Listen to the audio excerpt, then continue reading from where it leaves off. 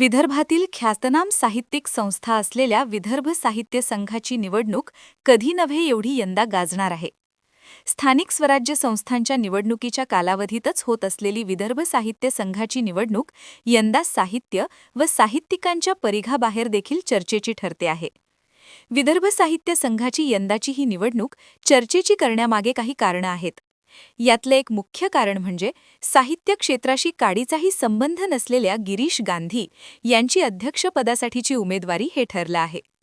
विशेषतः गिरीश गांधी यांनी आपल्या उमेदवारीसाठी नितीन गडकरी यांनीच आग्रह धरल्याचे जे कारण पुढे केले, त्यामुळे तर राजकीय क्षेत्रात देखील या निवडणुकीला चर्चेचा मंच प्राप्त झाला आहे. गेली अनेक वर्ष वैदर्भीय साहित्य क्षेत्रातील नामवंत संस्था म्हणून विदर्भ साहित्य संघ कार्यरत आहे. राम शेवाळकर, मनोहर म्हैसाळकर, सुरेश द्वादशीवार अशा मान्यवर साहित्यिकांनी या संस्थेचं नेतृत्व केलं आहे. मात्र काही वर्षांपूर्वी नागपूरच्या बर्डी परिसरात उभारण्यात आलेल्या या संस्थेच्या इमारतीनं अनेक रंजक कथा निर्माण केल्या आणि साहित्य पलीकडच्या राजकारणाचे रंग या संस्थेला लागले आहेत. विदर्भ साहित्य संघाची इमारत उभारण्यासाठीचे कंत्राट लाभलेली व्यक्ती करारानुसार या इमारतीचं बांधकाम आज इतक्या वर्षांनंतरही पूर्ण न होणं आणि आता याच जागेवर सध्याची इमारत पाडून नवी इमारत उभी करण्याचा, त्याचे कंत्राट एका मुंबईकराला देण्याचा घाट घालण्यासाठी साहित्य संघाच्या कार्यकारिणीत आशीर्वाद मिळविणं आवश्यक असल्यानं कार्यकारिणीत होयबा संस्कृतीशी मेळ खाणारी आपली माणसं विविध पदांवर स्थानापन्न करण्यासाठी जुन्या कंत्राटदारानं देखील पुढाकार घेतला असल्याची चर्चा आहे. साहित्य क्षेत्रापलीकडचे गिरीश गांधी यांचे नाव अध्यक्षपदासाठी पुढे आणण्यात देखील याच कंत्राटदाराची महत्त्वाची भूमिका असल्याची देखील चर्चा साहित्य वर्तुळात आहे.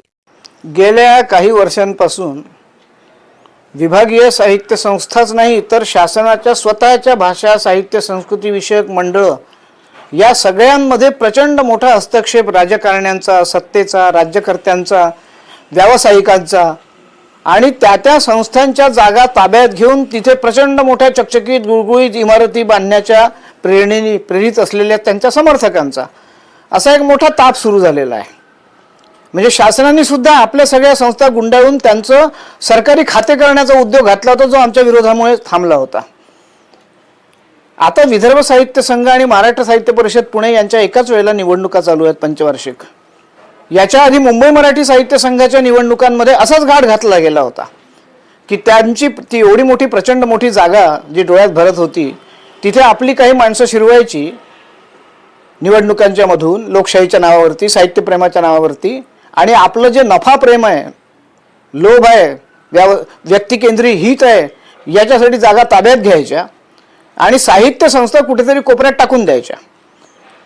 आम्ही मुंबई मराठी साहित्य संघ सुद्धा वाचवला. तिथल्या सदस्यांनी या गोष्टींना थारा दिला नाही.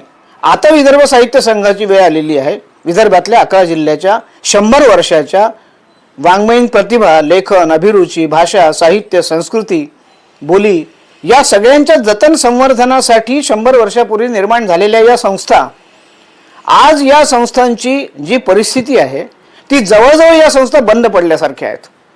वाङ्मय वर्धापन दिन, वाङ्मय पुरस्कार वाटणे, एक नियतकालिक चालवणे, या पलीकडे या संस्थांचा आपल्या शाखांशी काडीचा संवाद नाही. वेगवेगळ्या शाखांमध्ये जे शाखांचं कार्य आहे हे कार्यसुद्धा जे आहे त्याच्याशी केंद्राचा संबंध तुटलेला आहे, संवाद तुटलेला आहे. जे काम व्हायला पाहिजे गावागावातून 11 जिल्ह्यामध्ये आज 67 शाखा आमच्या कागदावरती आहेत, कार्यवृत्तात आहेत. प्रत्यक्षामध्ये 5-10 शाखा सुद्धा आमच्या सक्रिय नसतात, ही परिस्थिती आहे. त्यामुळे प्रचंड असंतोष आणि विशेषतः गेल्या 10 वर्षापासून आणि गेल्या 5 वर्षामध्ये विदर्भ साहित्य संघाच्या पदाधिकाऱ्यांनी लोकांशी तोडले. ही संस्था आम्ही 40, 45, 50 वर्ष या संस्थेशी संबंधित आहोत. या संस्थेने मला अखिल भारतीय मराठी साहित्य महामंडळाचं अध्यक्षपद दिलेलं होतं. या संस्थेचं मी प्रतिनिधित्व केलेलं होतं महामंडळात अनेक वर्ष. या संस्थेला आम्ही सर्व प्रवाहांची, सर्व अस्मितांची, सगळ्या जाती धर्म पक्षपंथ विरहित अशा पद्धतीच्या केवळ वाङ्मयीन, सांस्कृतिक, साहित्यिक, वाङ्मयीन भाषाविषयक कार्याची संस्था म्हणून एक प्रतिष्ठा दिली होती. त्यासाठी रक्त आटवलं, घाम गाळला होता.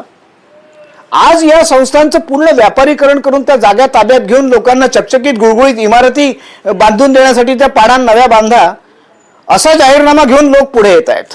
अध्यक्ष होऊ पाहतायत ज्यांचा काडीचा संबंध नाही, ज्यांनी कधीही या संस्थेमध्ये काम केलेलं नाही, घाम गाळला नाही, रक्त आटवलं नाही, आणि यांचे समर्थक त्यांना सरळ अध्यक्षपदासाठी उभे करतायत. या दोन गोष्टींमुळे विदर्भ साहित्य संघाच्या निवडणुकीमध्ये सदस्यांचा जो प्रचंड असंतोष उफाळून आलेला आहे, विद्यमान पदाधिकाऱ्यांचा नाकर्तेपणा, जवळजवळ संस्था बंद पडायला येणं ही स्थिती, तुटलेला संवाद, जे काम करायला पाहिजे ते होत नसणं, लोकांना जे हवं आहे म्हणजे तिथे गेल्यावरती लोकांना आपुलकी सुद्धा वाटू नये हे जे वातावरण निर्माण झालंय, या सगळ्याचा परिणाम हा झालेला आहे की 111 कार्यकारिणी मंडळ म्हणजे कार्यकारी मंडळाच्या सदस्यत्वासाठी 100 वर्षात कधी नव्हे एवढे 111 अर्ज दाखल झाले. जागा 22 आहेत. अध्यक्षपद 1 आहे, 11 अर्ज दाखल झालेले आहेत अध्यक्षपदासाठी. ही कशाची प्रतिक्रिया आहे?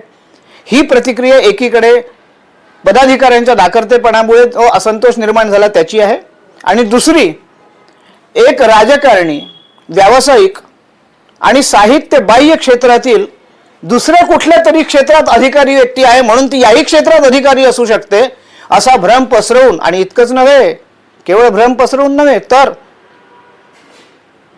चक्क नामदार नितीन गडकरी यांच्या नावाने खोटेपणा करून त्यांनी अर्ज करायला सांगितलेला आहे एका उमेदवाराला. या नावाने जो प्रचार चालला त्याची प्रचंड चीड नाट्य क्षेत्रामध्ये, साहित्य क्षेत्रामध्ये विदर्भभर निर्माण झाली. त्यातून एवढ्या मोठ्या प्रमाणावरती आजपर्यंत विदर्भ साहित्य संघामध्ये आम्ही कधीही असा असंतोष निर्माण होऊ दिला नाही, कधीही इतकी संस्था अलोकप्रिय होऊ दिली नाही. आज ही जी झालेली आहे, आतापर्यंत आम्ही सगळ्यांना घेऊन निवडणुकीच्या वेळेला, निवडणुकीची अधिसूचना आल्यावरती जे काही 40-50 लोक, 30-40 लोक फॉर्म भरत असतील, त्यातले जे महत्त्वाचे आहेत, चांगले आहेत असे 22 लोक निवडून सगळ्या प्रवाहांचे, सगळ्या जिल्ह्यांचे, अशा पद्धतीने आम्ही निवडणुकी टाळत होतो. सामोपचाराने संस्था चालत होती. एक होमोजिनिटी ज्याला म्हणतात संस्थेची, ती टिकून होती. आज परिस्थिती आता ही निर्माण झाली आहे की निवडणूक टाळण्याची क्षमता ही आता विद्यमान पदाधिकाऱ्यांमध्ये नाही. त्याच्यासाठी आमच्यासारख्यांची मध्यस्थी त्यांना हवी आहे, ती करून झाली आहे. आम्ही प्रस्ताव दिलेले आहेत. ज्या उमेदवारामध्ये च्या मागे जे समर्थक आहेत त्यांनाही सांगितलं की त्याही उमेदवाराची जिथे जागा आहे प्रतिष्ठेने ती निश्चित करून देऊ शकतो.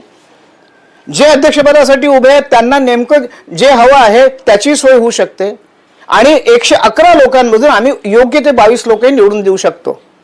पण जे लोक निवडणूक टळली पाहिजे, सामोपचाराने झालं पाहिजे असं म्हणत राजकारणी, व्यावसायिक आणि साहित्य क्षेत्राबाहेरील लोक इथे आणू पाहत होते, ते आता मूग घेऊन बसलेले आहेत. आम्हीच फक्त म्हणतोय पुढे काय करायचं सांगा. संवाद पुन्हा बंद झालेला आहे, तुटलेला आहे. 9 तारखेपर्यंत हे जे काही अर्ज भरले गेलेले आहेत याचं चित्र 9 नंतर स्पष्ट होईल, ज्यावेळेला 9ला विड्रॉल होतील. आम्ही आता का उभे आहोत?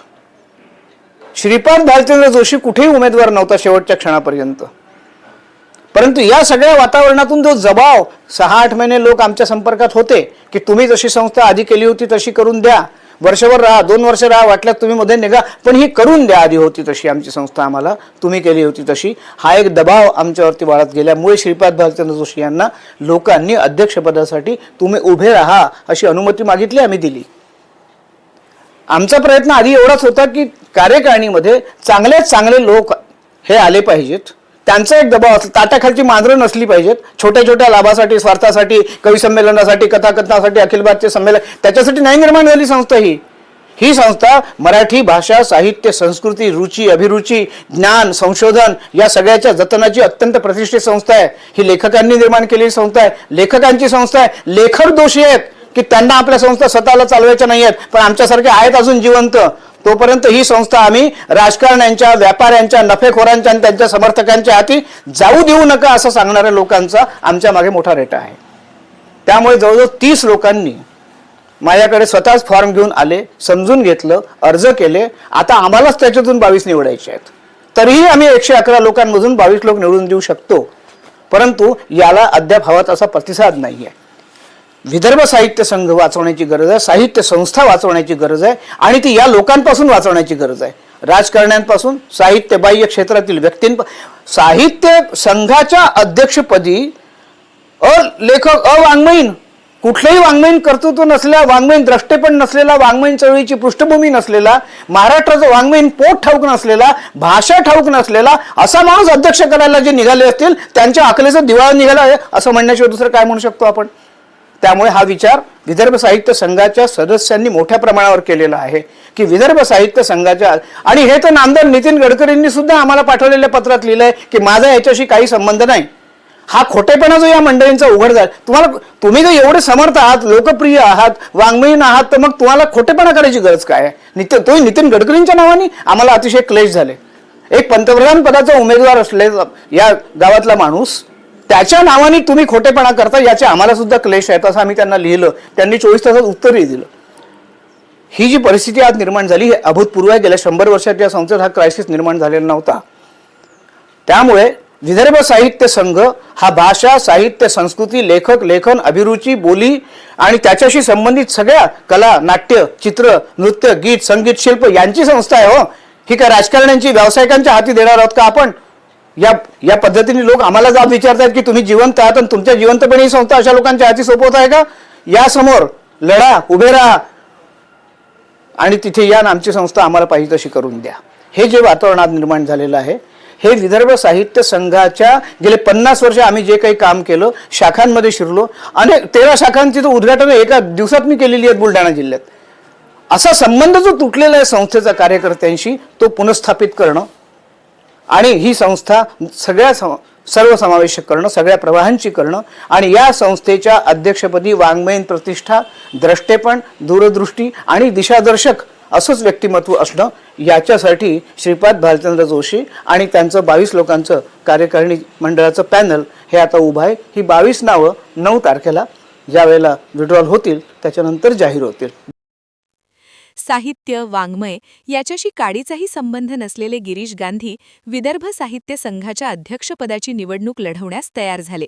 इतकेच नव्हे तर यासाठी आपल्याला केंद्रीय मंत्री नितीन गडकरी यांनीच आग्रह धरला असल्याचे सांगत वातावरण निर्मिती करण्याचा देखील प्रयत्न त्यांच्याकडून झाला. मात्र आपला या निवडणुकीशी काहीही संबंध नाही असे गडकरींनी जाहीर केल्यानंतर संबंधितांना वातावरण निर्मिती करण्यात आपुसकच अपयश आले.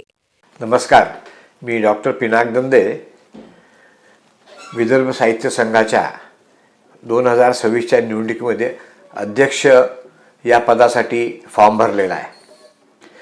मित्रांनो, आपल्या सर्वांना माहीत आहे की विदर्भ साहित्य संघ हे 103 वर्ष जुनी अशी विदर्भातील वैभवशाली, गौरवशाली अशी ही संस्था आहे. या संस्थेशी प्रत्यक्ष आणि अप्रत्यक्षपणाने माझा संबंध लहानपणापासूनच आलेला आहे.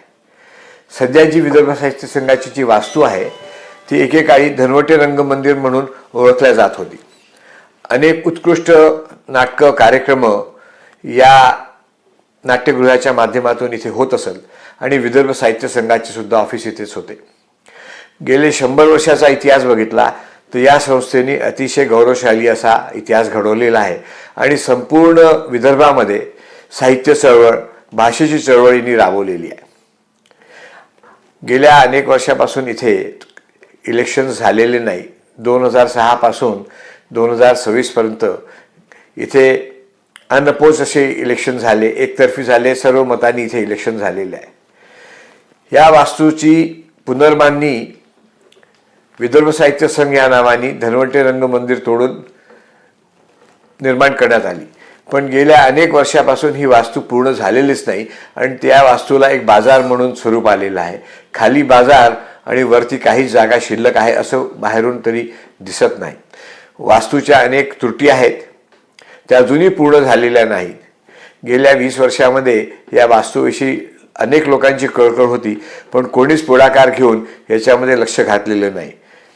आता परिस्थिती अशी आहे की इथे लोक जायला तयारच नाही. इथे कार्यक्रमसुद्धा या वास्तूमध्ये होत नाही आणि याच्यासाठी कोणावर जबाबदारी न टाकता, कोणाला याच्यात दोषी न ठेवता इलेक्शनच्या माध्यमातून इथे काही ना काही परिवर्तन घडून यायला पाहिजे या दृष्टिकोनातून मी इथे अध्यक्षाचा फॉर्म भरलेला आहे.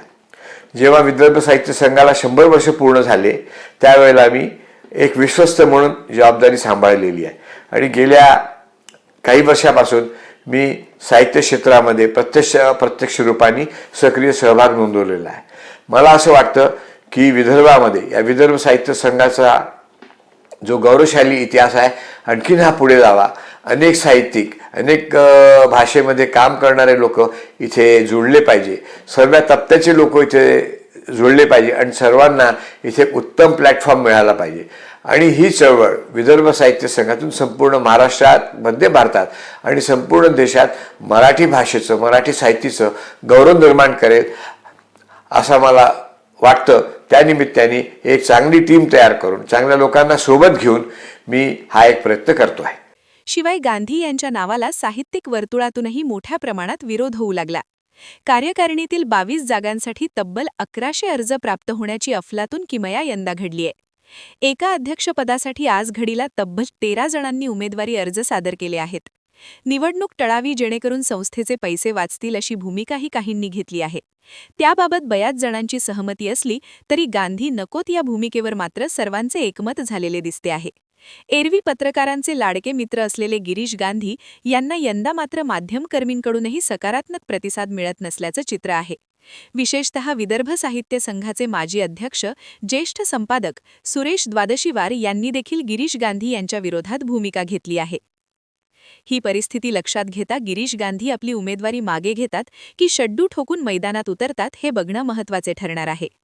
आज घडीला अध्यक्षपदासाठी श्रीपाद भालचंद्र जोशी, नरेश गडेकर, प्रदीप दाते, डॉक्टर रवींद्र शोभने, लखनसिंग कटरे, डॉक्टर पिनाक दंदे, श्रीपाद अपराजित, प्रमोद भुसारी, सतीश तराळ, डॉक्टर रंजन दार्वेकर यांनी तर कार्यकारिणीतील अन्य पदांसाठी तब्बल 111 जणांनी उमेदवारी अर्ज सादर केलेत. 9 फेब्रुवारी रोजी उमेदवारी मागे घेण्याची मुदत असल्याने निवडणुकीचे वास्तविक चित्र त्यानंतरच स्पष्ट होणार आहे. पण आज तरी ही निवडणूक गिरीश गांधी यांच्या उमेदवारीमुळे गाजते आहे.